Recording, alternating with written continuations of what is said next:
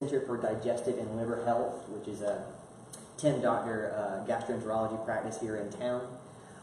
And I also am the CTO of a software development company. I do freelance and am just generally nerdy. Ask me about Star Trek The Next Generation if you want a conversation to happen. I think I kind of want to start with just defining some basic terms. Cybersecurity is one of those words you hear a lot lately over the last several years.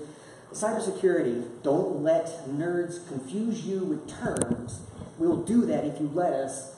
It is simply a set of techniques used to protect a network, computers on a network, and data that moves around in a network or is stored in that network. That simple. If you have a firewall and antivirus on your laptop or a router with a firewall in it, you do, whether you know it or not, that's cybersecurity at a very basic level. Just that simple. I think cybersecurity, even as an individual, is as critical today to you and your safety as seatbelts, airbags, smoke detectors, looking both ways before you cross the street. It is that level of critical. It is available to everyone, regardless of your skill level. Again, don't get bogged down in terminology or crazy terms. A lot of what I'm going to talk about here has a deep technical component underneath it, but is accessible to anyone at a high concept. What cybersecurity isn't? Magic. Don't buy that from people selling it. They are trying to sell you something, and it's not worth buying, probably. It is not exclusive to the purview of businesses or governments. Everyone should care about this at every level. And it is not this guy and his monitors. I don't know what, when you do stock image searches, you get stuff like this, and that feels excellent for the next, the next CSI whatever episode. But that's not what it looks like.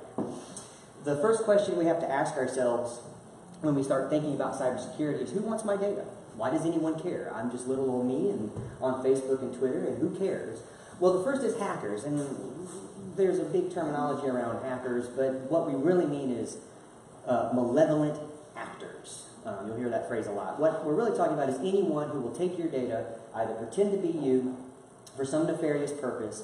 Typically these days, that's about money. It used to be back in the day, in the before times, that was really more about mischief and disruption. I got into network security as a teenager by goofing around on the Bell South DSL network, and that's a federal crime now. But thank God for the statute of limitations on that. But these days, it's not about just disrupting things or just seeing if you can do something. Now it's about money, just straight up. It is a multi-billion-dollar industry. Identity theft is probably the chief among them, but simply disrupting networks at all, being able to take a network down for a period of time, disrupting business and commerce, is a huge industry. Governments, that sounds like tinfoil hat-wearing paranoia. It is not, I assure you. Governments, both the U.S. government and governments around the world, China, Russia, to name a handful, but many, many others, are collecting data that is on the internet whole hog. They are collecting petabytes of data a day.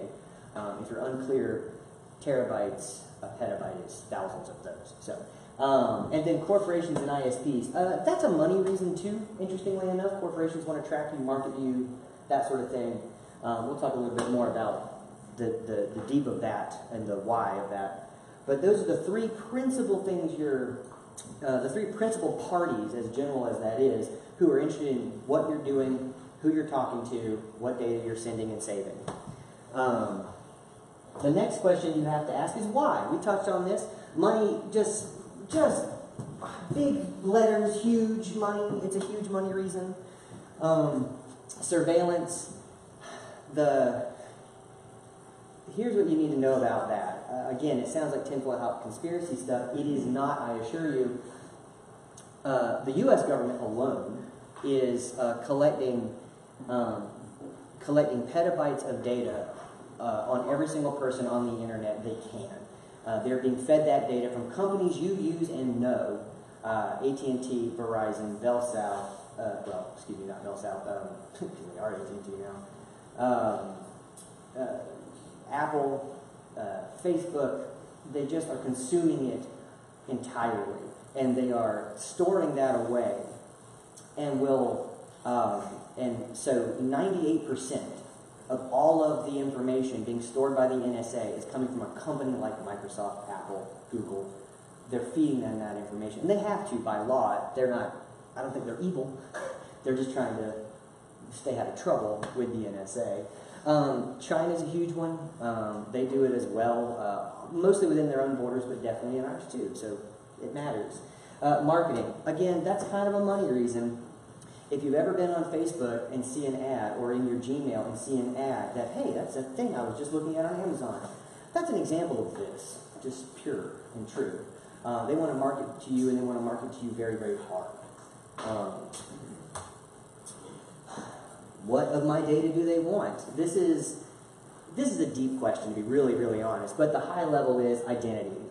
Hackers in particular, any malevolent actors want to be able to impersonate you. So anything that is sensitive, and it can be as general as your date of birth, your address, anything like that, anything that allows them to perpetrate you, to purport themselves to be you.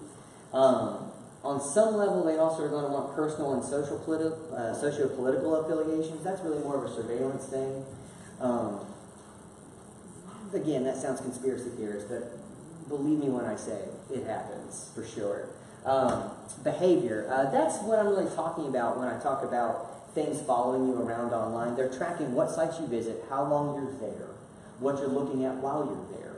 And this gives them a picture of you as an individual. Randall really likes Star Trek miniatures, which you wouldn't have to guess that hard to figure that out. You don't have to trail me or anything to know that. But, so we're going to try to put those forth to him. But that chips away at your privacy. That is your business, not theirs. They would disagree. Financial data, using as passwords. Using your passwords and financial data are really, really obvious. If you're not uncomfortable with the idea of giving out financial data online, then I want you to listen extra close and move up to one of the free seats. Because we need to have a talk. But I think those two are pretty well self-explanatory. How do they get it?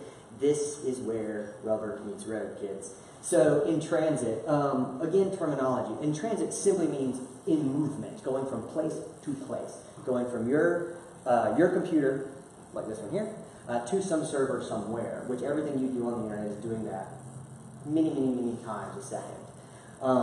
Anything you send unencrypted in that process, and we'll get into that in a second, but when anything you send unencrypted in that process can be compromised, can be surveilled, consumed, copied. Any app that acts on your behalf, if you've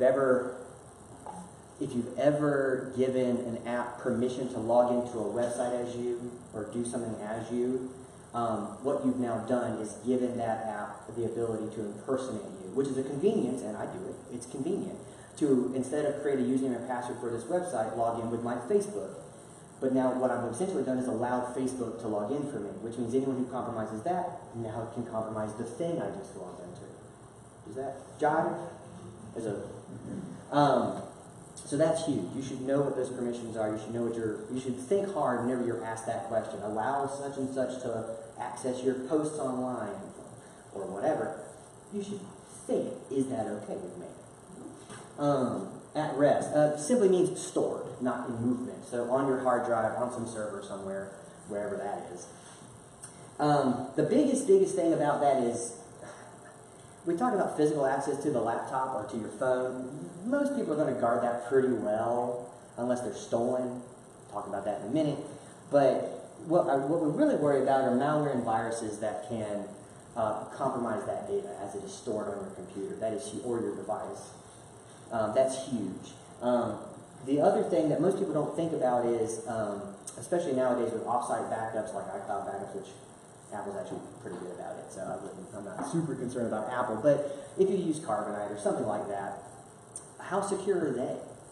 Because that's a complete copy of your data. It's sitting on a server somewhere. You don't have access, you don't have physical assurance that is safe. If they compromise the backup, they might as well have the laptop in their hands. It's the same difference. Service providers. So, lots of examples of this lately. Facebook got hacked recently. Google got compromised. Google Plus. So I guess nobody cares. Yeah. I was there. That sounds awesome. Huh? I was there. That sounds awesome. Oh, really? Yeah. Close to the best thing ever. I have to reach back in my memory to know, to even recall what that looks like. It automatically puts profile pictures on all the Gmail contacts I have. That's neat, I guess. Many examples of their own security being compromised. Well, God, Equifax is probably the king of that. And Yahoo are the kings of that. Hundreds of millions of users. The really disconcerting thing about a company like Equifax being compromised is you probably didn't create an account or give any information to Equifax. Someone did that on your behalf, checking your credit or doing what they're doing. So you've given X company, your bank, whatever, X amount of information about you, probably very personal, social security numbers, etc., etc. They've given it to another company who do their job, but don't protect that effectively. And now you're compromised by a company because of a weakness in a company you didn't even grant access to do it anyway. Access to that information anyway directly. So the trust chain there has to be pretty great. The weirder thing about that is, does anyone know why Equifax got compromised? Does anyone know what the brilliant hack was? On the edge of their network, the equipment that touches the internet, where you can paint, you could touch it from another computer. The password on it was the default password. They literally, some dude, or dudette, I want to be very clear, where I land on that. But some person, probably in a hurry, one night to get something replaced, set it up there, it worked, they went home. A year later, somebody scanned that network, found they never changed the default password, logged in, and now they're on the network. And from that point, it's just time. Just time is all it takes. The other thing around service providers is, of course, any hosting company. By hosting company, I mean anyone who's storing data for you, Amazon, Google, Apple. If you run any kind of internet business like a DigitalOcean or something like that, all these people, most of them have to give information to the government when asked. And these days, they don't actually need a warrant to do that. It's pretty upsetting, but that's entirely true. Email providers like Google and Yahoo, we just talked about Yahoo, but Google also doesn't have any encryption on that email. Any email you send to anybody, Google can read, which means if they're compromised, anyone else can read it too. All of these, by the way, have the in-transit problem, because as you type in and out, right, if it's not encrypted, it's purely readable. What can I do about it? I'm glad you've asked. Lots of things. We're going to talk about 4 particular categories of things. Privacy consciousness, right up top, is just a way to think. Encryption, deep subject. We'll spend some time in that. Antimalware, kind of obvious. And awesome passwords, again, kind of obvious. But I've got some tips on all of that stuff for you. Privacy consciousness. Read the privacy policies. That's incredibly boring, but by law, every internet company you deal with has to tell you. They have to have a policy, and it has to be a place where you can get at it. Read it. Just peruse it. You will be very interested to know what you're agreeing to by using their service, what they can do with your data. Many companies are actually very, very good stewards of your data, and will tell you, we're not going to sell it. We only aggregate it in whole. We remove all personal information. Those are the people you want. Lots of companies will go, you give it to us, it's ours, and we'll sell it if we want to sell it, and we'll know anything and everything we want to know about you.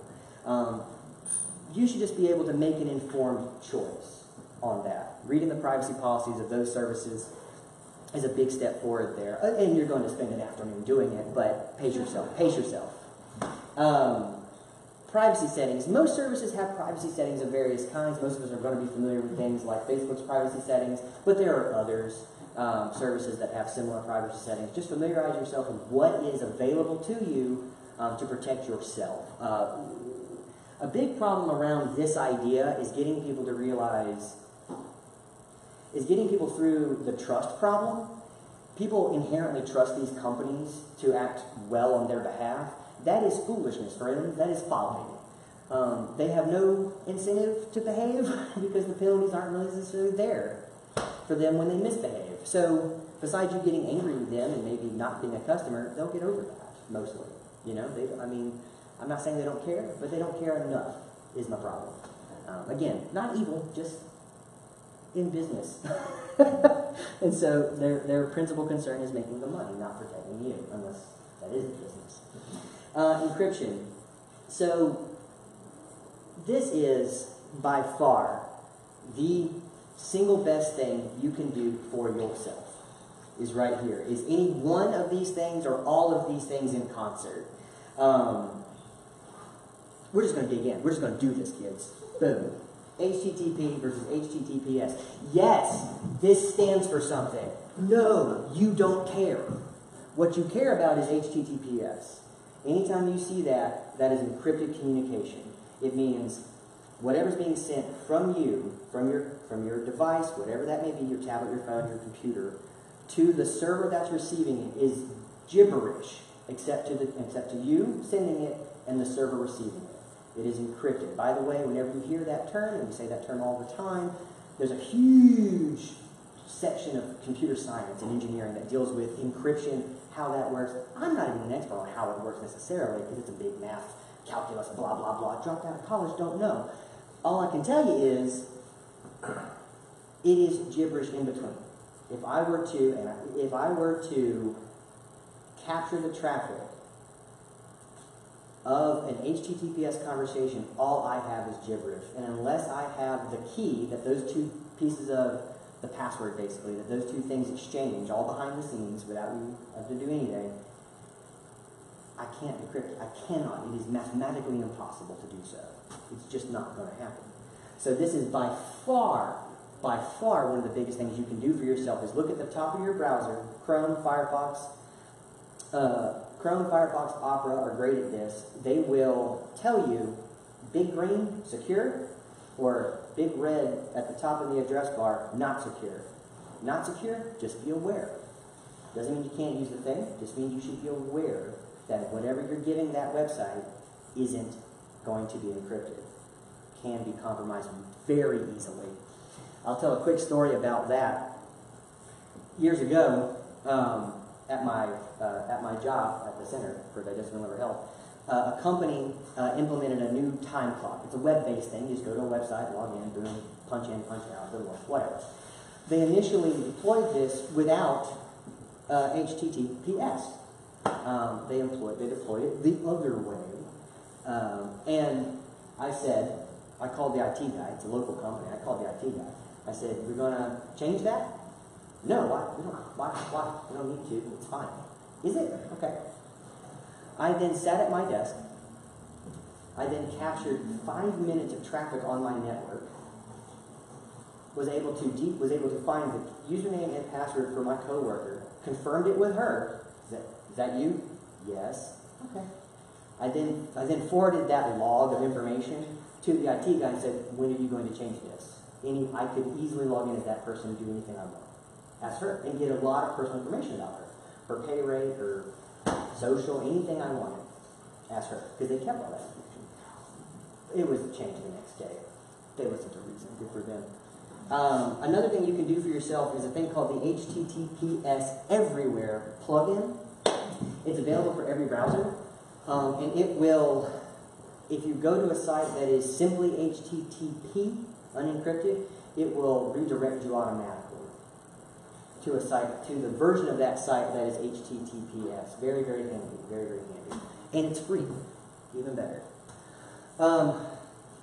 Mobile devices. Both Android and iPhones. If you have a BlackBerry or a Windows phone, well, welcome from the past. Greetings from the future. But I don't know, I really don't know what to do about those. But both Android and Apple devices, the minute you put in a passcode in it, it encrypts the device itself. Without that passcode, if you were to connect to that device, all the information stored on it is junk, is gibberish, just like the information on the HTTPS. It's gibberish. It is unusable. So set up a passcode. Make it a good one. Yes, I know 6 digits is hard. Try. That's it. That's all there is to that, guys. It's that simple. In fact, nowadays, if on the iPhone, I can't say about Android anymore. I'm using an Android device in a while. But an Apple device now hassles the crap out of you to set that up. Set your passcode, set your passcode. Why would you set up your passcode? Please set up your passcode. It's doing it with a good reason, guys. How about fingerprint encryption? Is that fingerprint encryption? Is that? Well, fingerprint. Passcode, I guess. Yeah. Something like Touch ID, you mean? That's fine. It's just a shorthand way to enter a password. That's fine. I get funny when you start talking about Face ID. It makes me concerned. But I don't know. I guess how much convenience is too convenient? Like, come on. Yeah. Like, when is your asking a lot for your thumb? No, it's fine. I use it. So I'll tell you that everything you know about that. Hypocrite.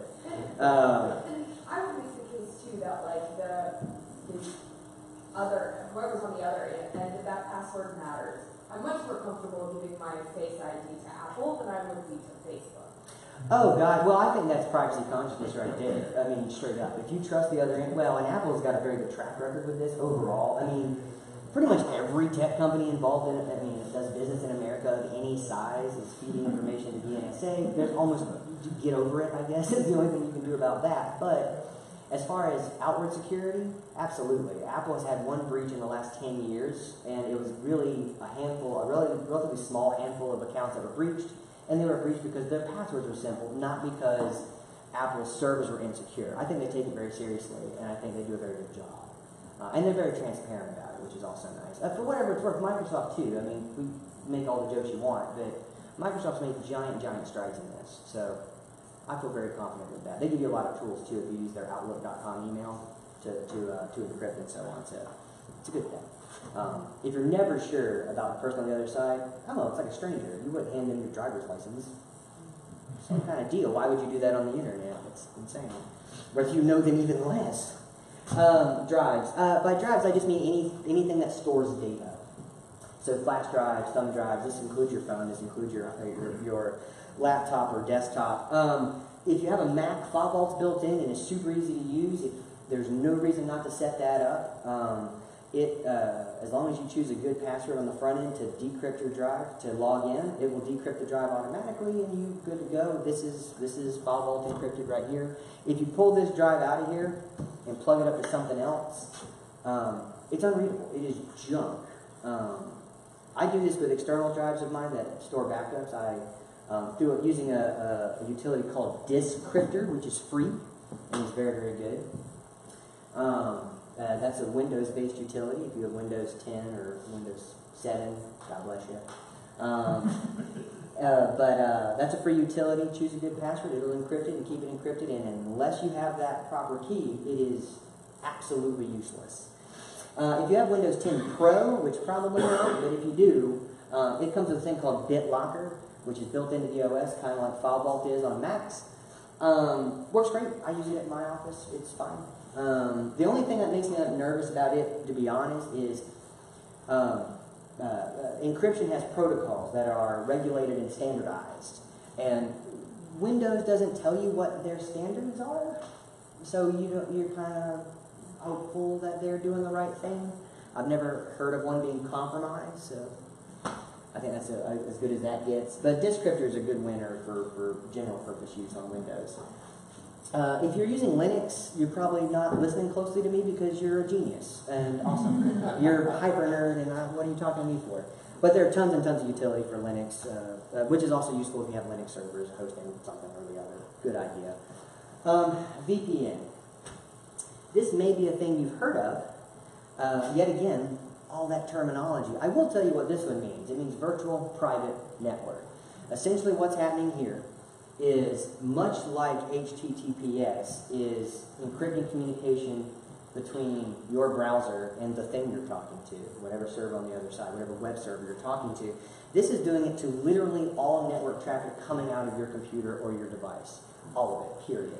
What it essentially does is create an encrypted tunnel through which it sends all other information. Huge fan of this. This is probably by far the single, this is the nuke 'em from orbit option on encryption, because at this point it stops mattering a little bit anything else you do, because everything you send is encrypted. Even if the thing on the other side is HTTP, doesn't matter. this is handling it for you.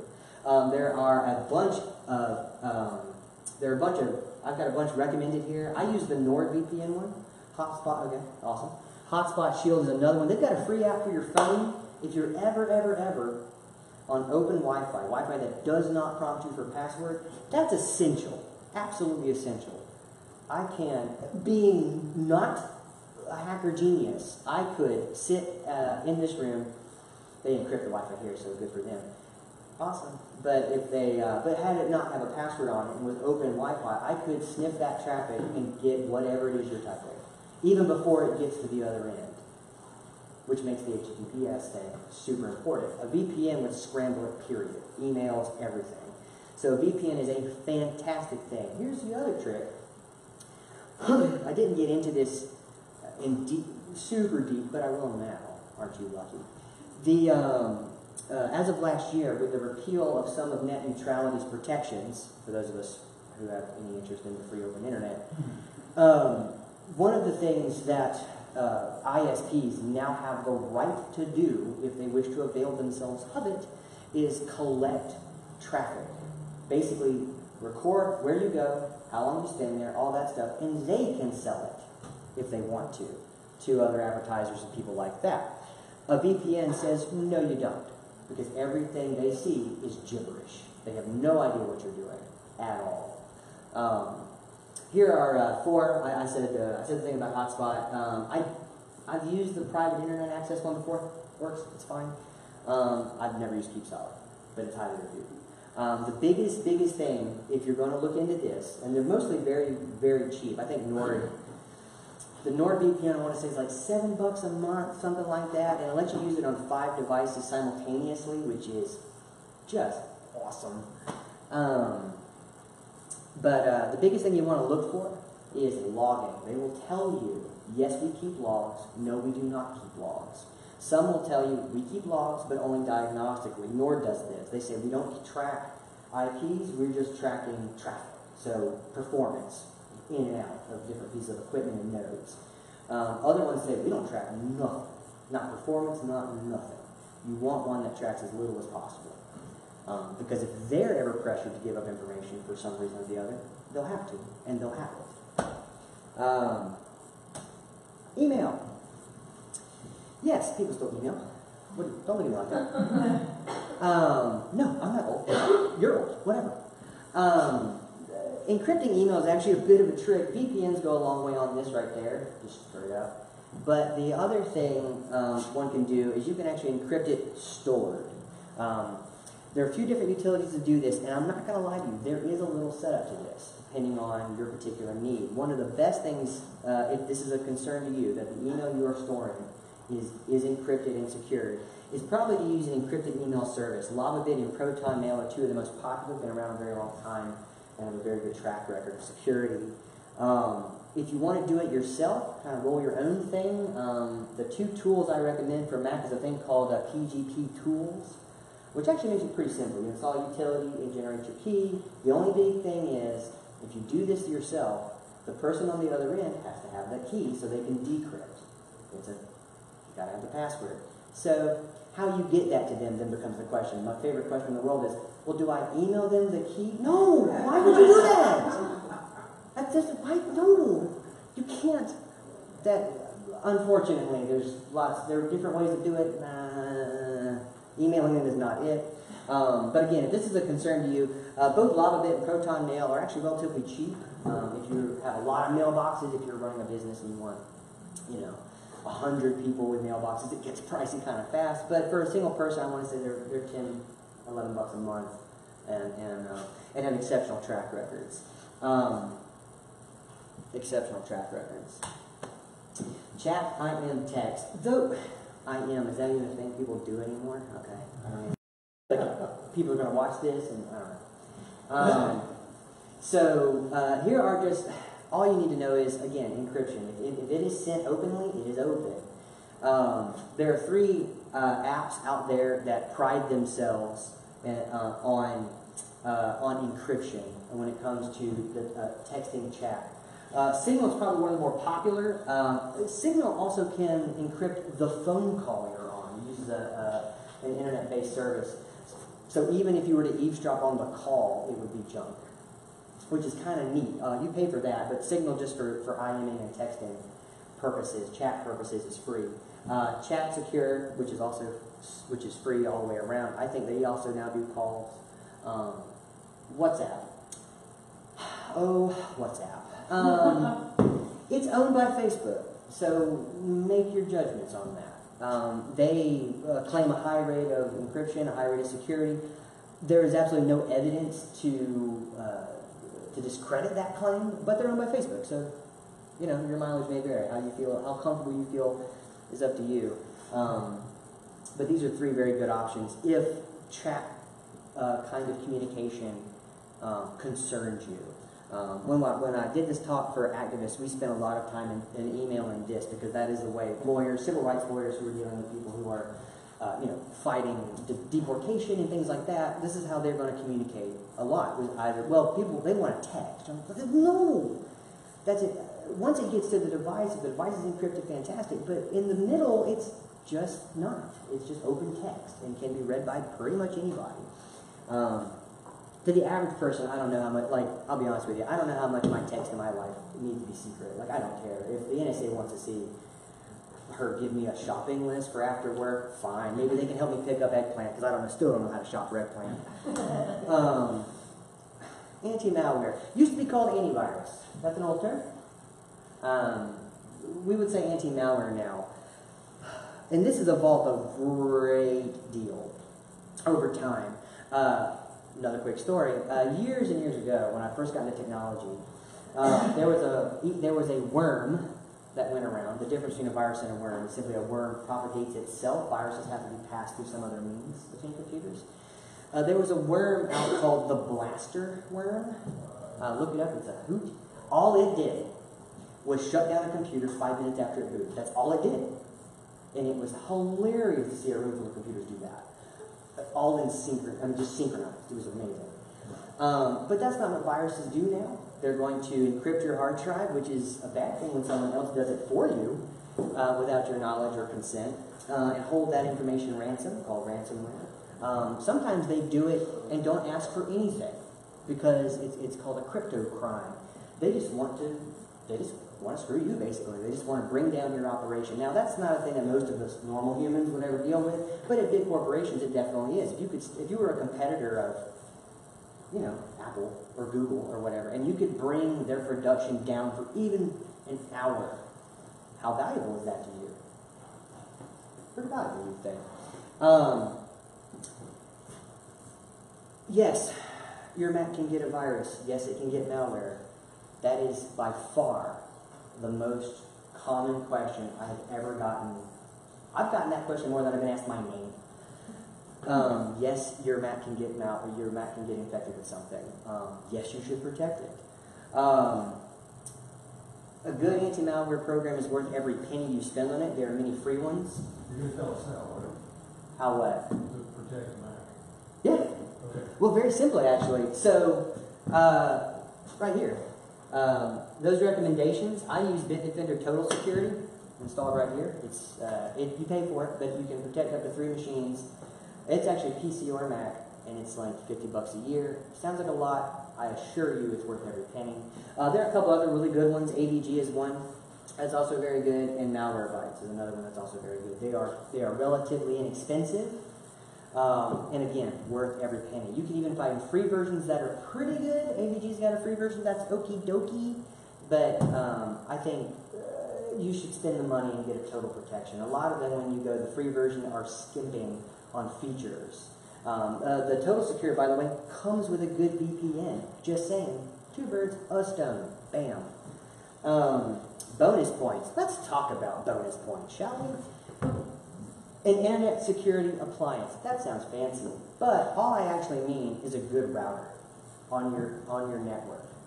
If you have a Nest thermostat or one of the fancier coffee makers that talk to the internet or email you or whatever, you have what is called an IoT device, an Internet of Things. And what it essentially means is any standard device that is communicating on the internet for some reason. A lot of times it's a matter of convenience. Nest thermostat, I have one. It's nice. The problem is security on these devices is usually pretty lax. There was a story a couple years ago now. There was a doll. There was a little doll produced that had a speaker and a microphone in it. It was just a little baby doll kind of situation. What the idea was is a parent or loved one, guardian, whomever, could record a little message on the thing, leave it for the kid. Everyone loves it. You could also turn on the mic and speaker over the app that you had on your phone. Kind of neat. You could surveil the kid when the babysitter was there or whatever, or say little messages to them. Oh, hey, Sally, Dad loves you, whatever. Great. Except their servers allowed you to have passwords that were blank. So anyone could log in, just like guessing email addresses, essentially, and turn on the mic or speaker on that doll instantly. It's now illegal even to sell those dolls in Europe, which is really funny. They take it very seriously in Europe. But that is an Internet of Things device, basically. Nest thermostat, this doll, things like that. These Internet security appliances are basically going to be on the perimeter of your network as things come in and out of your home or your business and checking everything in and out. So if your Nest thermostat starts making requests out to the internet to something it shouldn't, it shuts it down. It says, nope, you're done. If your phone, your computer, does anything weird or has any traffic come into it that is suspicious, shuts it down. It says, no, not going to happen. It's also going to check everything for virus and malware, which is fantastic, as it comes in and out, before it even gets to you. That's what you want. Stop it as early as possible. The Bitdefender box, I swear I don't work for Bitdefender. They're just good, and I know it. Their box actually also comes with their antivirus, which is kind of neat. So, protection all the way around. Cujo makes a thing called a smart firewall, but there are a number of these out there on the internet. Do your research. These are two I recommend that are very, very highly rated in that process. This is that extra layer, so that anything that comes on your home network or your business network is being checked and protected all the time. All the time. A lot of them are also, they're the whole thing. They're Wi-Fi, they'll do everything. It's fantastic. Passwords. If you have a password that looks like this, we need, again, up front, let's talk. No good. Your password sucks. I'm sorry to say it. It's true. I don't even have to know you to know that. All passwords suck. Period. Mine probably suck too, but I'm doing what I can. Passwords have a funny... passwords have to strike a funny balance. They have to be something you can remember, but also be complex enough that somebody wouldn't guess about you. So, birthdays, people's names. Terrible, terrible. No, absolutely not. Let me tell you, I'll give you two really big pieces of advice about creating your password. The first is the longer you can make it, the better off you are. Most password hacks are what's called a brute force. Basically what happens is a computer hits a web page or a login of some kind and just chucks passwords at it as fast as it can. I assure you that a computer can do this many hundreds of thousands of times a second. It's called a dictionary attack or a brute force attack, and they just chuck passwords at it until one works. The more complex it is, the longer it takes. And this is a volume business. So what will happen is after a certain amount of time, they'll just give up. The more complex, the longer, the less interested they are in bothering with it. They'll move on to somebody else who's got a two-word password, got a two-letter password. The more random, the better. I like the idea of random words with random capitalization and letter substitution in them.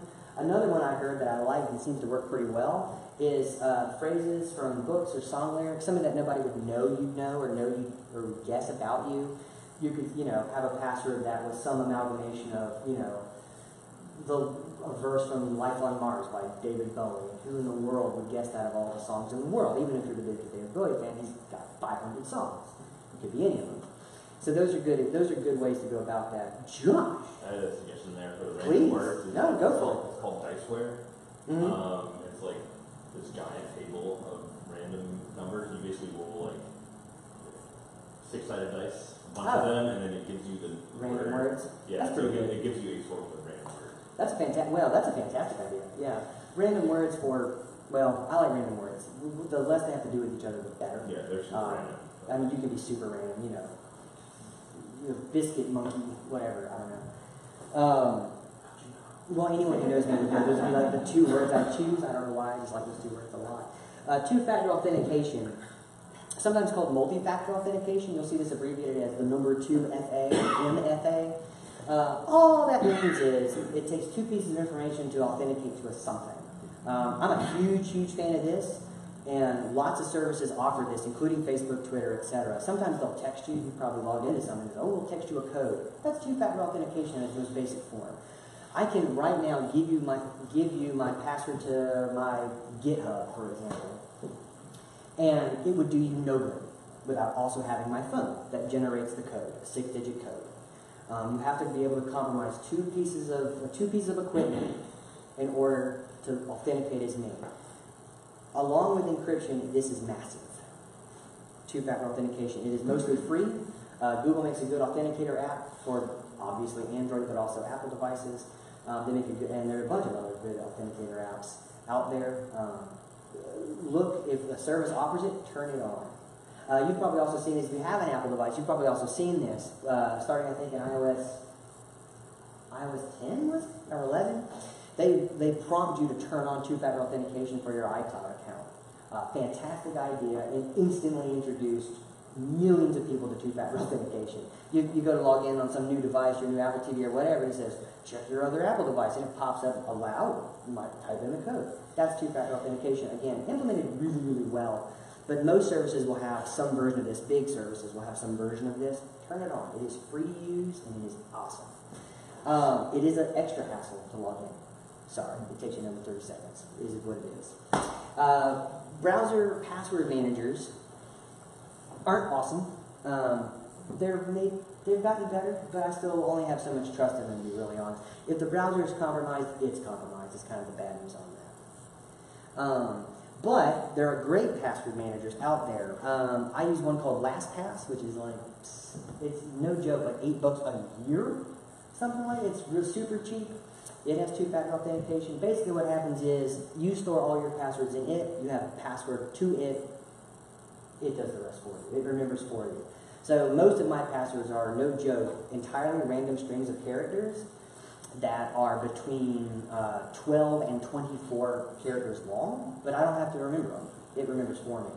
The other thing is, its storage of them is also encrypted. Without my login and without my 6-digit randomly generated code, it's nothing to you. It means absolutely nothing to you. LastPass is that one. OnePass is another very popular one with an excellent history of security. KeyPass X is one I've never used, but has popularity among Linux users. Again, you probably already were using that if you're a Linux user. But that's passwords. I cannot stress enough how important this is. If you're using the same passwords over and over and over again, this is wrong-headed, because compromising that one is compromising everything. We also have to ask ourselves a fundamental question about that complexity. If you're not going to employ something like a LastPass or a OnePass, how much do I care if this gets compromised? What else is this connected to? Are any apps connected to this that could also be compromised? These are important things to think about when coming up with a password and thinking about security, quite frankly, in general. But changing your passwords and changing them routinely is also a terribly good idea. It's annoying. I mean, some systems want you to do it like every 30 days. That's nuts. 30 days is crazy. But, I mean, once a year is not asking a ton. OnePass and LastPass will have a feature in them, actually, that for most of the more popular services, Facebook, Gmail, things like that, it will actually change them for you. It will randomly generate a password, save it, and change it on that service. All you're basically doing is clicking a button and saying, yeah, please do that, okay. So, excellent. Makes that very simple. Here are some helpful links. Speaking at a high level, this group, the Electronic Frontier Foundation, is a group that is it's a nonprofit group entirely concerned with the free open internet. keeping the internet available, secure, protecting privacy. They have a self-defense guide that goes over in much more detail, a how-to, if you will, of various aspects of this, encrypting email and things like that. Mozilla has an advocacy group around this. I'm a big Mozilla fan. Again, a nonprofit. They take privacy exceptionally seriously and are advocating and lobbying politicians at every level for that. And you can read more about Descriptor and TwoFactor Authentication at those links there. I think we're done listening to the sound of my voice though, right? We're good? Okay. God knows I am. There's my stupid face, and that's how you find me. If you're so inclined, Twitter, email. We'll do a Q&A at 15 I'm going to get my coffee though. Okay. So any questions? Yes, cybersecurity certifications. Yeah. What about CISSP, any others that an employer would be looking for? Do I know anything about them? Is that the question? What do you think would be valuable and great? And can you repeat the question for the Facebook? Oh, yeah. So the question is, do I have anything to say about Security Plus or your cybersecurity certifications? So, yes. Both Security Plus and CISSP are very rigorously, they have a curriculum around that and a training around that to my eye, is very rigorous. Top experts weigh in on those things. I think they're probably valuable if you want a career in cybersecurity or have an interest in it. Worth every penny. CompTIA, who does Security Plus, is a great certification body. I actually have 2 of their certifications, A Plus and Network Plus, which I got way back in the way back. But they're fantastic. If you're not obviously looking for employment in that range, don't need it, obviously, and they can be very, very expensive. But a lot of companies who are looking for cybersecurity professionals are going to want something of that nature. Do you have any suggestions for smart home devices like Alexa or Google phones, or should you just not get them, or are they ways to? Well, I think should you not? I have an Echo Dot, so full disclosure on that. And I also have a friend named Alexa, so it gets really weird to talk about Alexa around Alexa. I was just talking to Alexa today. What do you want, man? Not you, robot.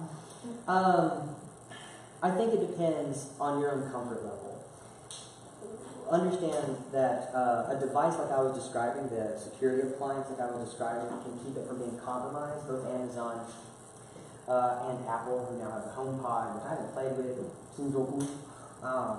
They have great security track records, so you might trust that. Now, whether or not those companies are listening all the time, they say no. Do you trust that? I feel that's a very personal thing. The thing I'll say is, given the kinds of conversations I tend to have within earshot of my Echo Dot, I don't care.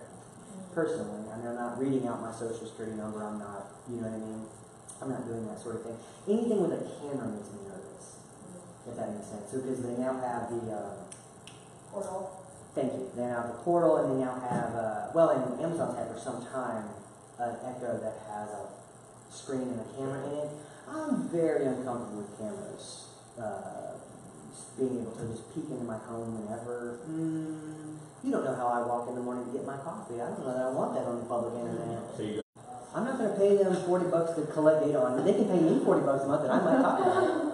I'm all right with that. So I guess the answer succinctly is your own comfort level, but be informed. You should definitely read about them, read their security specs. All of them will show you security specs if you dig it. Not on the info sheet at Best Buy, but if you dig around on the website, they'll definitely tell you what they're doing to secure your information and what their policy is about global data collection. You should make an informed decision along those lines. Like when you were talking about a VPN, if you have a VPN on your phone, could it interfere with maybe like data in an app, or could it interfere with receiving data, or? So, great question. The question is, does a VPN on a device interfere with sending or receiving information on that device? If you are on a VPN on your phone, for example, at your home, you would then may find it impossible to print to your AirPrint printer, because the minute you do that, you are technically on a different network. Oh, And so the answer to the question is yes. So it depends on what your need is. If you have a lot of need to communicate with devices that are around you, like printers or scanners, you might have to turn that off in order to do that. If you're just sending and receiving data in and out to the internet, no, not at all. What if it's like parsing a JSON file in an app? No, it shouldn't matter. Here's Shouldn't why. matter? Here's why. For the most part, it depends a little bit. Like, you get into conversations about like the architecture of the app and like what that works. But for the most part, 99% of the time, how that works is the server that's receiving the request has a header in the file, has a header on the information that's sent to it. It knows where it came from, and so it just traverses the same route back. Does that make sense? Mm-hmm. There are breadcrumbs, if you will, sort of, that allow it to get back to where it came from, and so. Generally speaking, that's not a problem you would expect to see, unless there's some piece of equipment in between there that is malfunctioning in some way. Not impossible, happens all the time, but probably unlikely for the most part. Josh. I just have Oh, yeah, no, see. If you got more.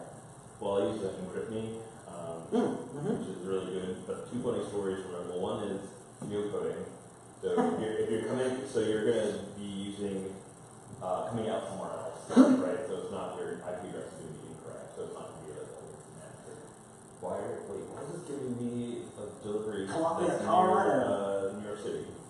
Like so that's one thing that's affected, but it's not like performance. The other thing is some of these you can specify where you come out, like a transport, so you can be like, well, I'm going to make me look like I'm coming out of Spain. New York or California, or in the case that I had once, Oceania. So, and I'm wondering why, like, everything took like 200 milliseconds, like much longer. My internet so slow because it's going across the ocean and back. So can I, Josh, I'm going to elaborate, if I may, just for a second on that. Most apps you deal with VPN nowadays, it was actually a big gripe I had with Nord, was you chose a continent. You said the U.S. and it would be like, oh, sure, California. Okay. Nowadays, you have much more choice over that, and most of these apps, both Hotspot Shield and NordVPN, I know for a fact, give you a choice: East Coast, West Coast, whatever. They'll also actually use that as a selling point, saying, you know, hey, if that NFL game is blacked out in your area, you can pretend you're in some other area, and you can. Because that's how they know to do that, is by the source IP address, the network address your device has. It says, oh, you're in Savannah, Georgia, so no, you got to watch the Falcons on Fox, but Fox sucks. So, no, I want to watch it, whatever. Don't ask me football questions. Please don't ask me football questions.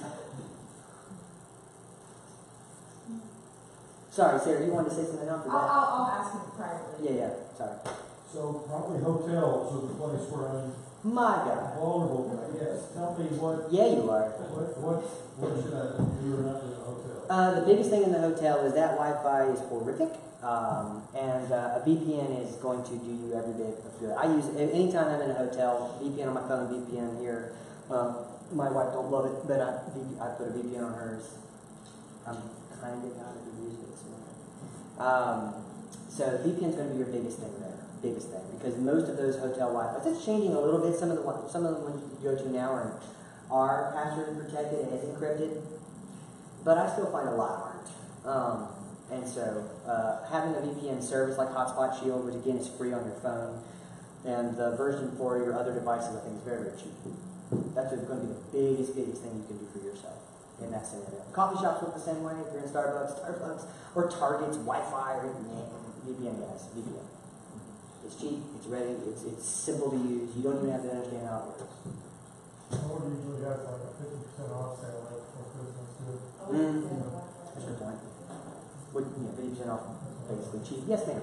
So I've been a one password user for 3 or 4 years now. Okay. And so anytime I create an account anywhere, I always use their generated passwords, which works really well.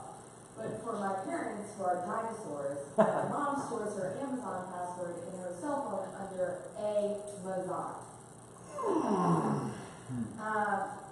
How she had an address book for a while, a Mazan.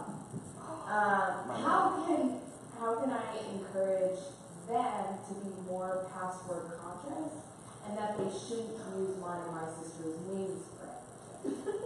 So, yeah, that's a really difficult question. Convincing the less security conscious, shall we say?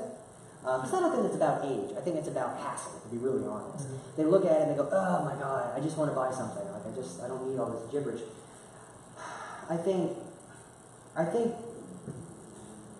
services like OnePass and LastPass are doing everything they can do to make that as simple as possible, and they do. As a user, I'm sure you know. It's relatively straight up. Having that conversation with them about, well, I mean, here's the simple question. Is the question I always have with my parents, who I still can't get to change their password. I know their password to everything. Not because they wrote it down, just because I can guess it. It's so sad. God, my mom's, if she's watching this, I just publicly shamed her. I'm talking about that. But if you, the conversation I tend to have with them is, how many times are you okay with your identity being stolen or your credit card being hacked? Or how many times are you okay with this? How much hassle is that? Yes, it's a little more hassle to use something like a LastPass, which, LastPass or OnePass, they have plugins to the browser, and the latest iOS, if you have an Android or if you have an Apple device, makes it super easy to fill in a password that way. It's brilliant. So I think the barriers aren't there, and it's cheap enough. You just have to have you have to have a very simple safety conversation. Like, I wouldn't want you to drive a car that didn't have seatbelts. I wouldn't want it. Or the brakes didn't work. I wouldn't want you to live in a house that didn't have a smoke detector. Like, I would not want to. I care about you. And this is a very important part of your life. I'm sure that their credit cards are attached to their Amazon, their Amazons. and that's huge right there. I mean, how much hassle is it to discombobulate those kind of fraud attacks? And even though a lot of financial institutions have made that a lot easier to do, it's still a tremendous hassle. What about when the pushback is like, well, I've made it this far, who wants my data? They can take all the money that's not there. The question is, my favorite is, well, I got nothing to take. So, okay. The analogy I use is this. It's a totally true story. Years before I was such a professional individual, I lived in like a flop house over on the west side, 42nd Street between Jefferson and MLK, if you know the area, Montgomery and MLK rather, if you know the area. It was not a great place, and I drove the crappiest Geostorm you've ever seen in your entire life. For those of us old enough to remember the Geostorms, little hatchback thing, was terrible. That car got in that neighborhood where I was obviously not a person who had anything to take. That car got broken into 3 times. Because these people are trying, and if they can get $20 off you, they'll do it. That's the discussion. Because these people, it's a volume business. They don't have to get $1 million out of you today. They're going if they can get $50 off you.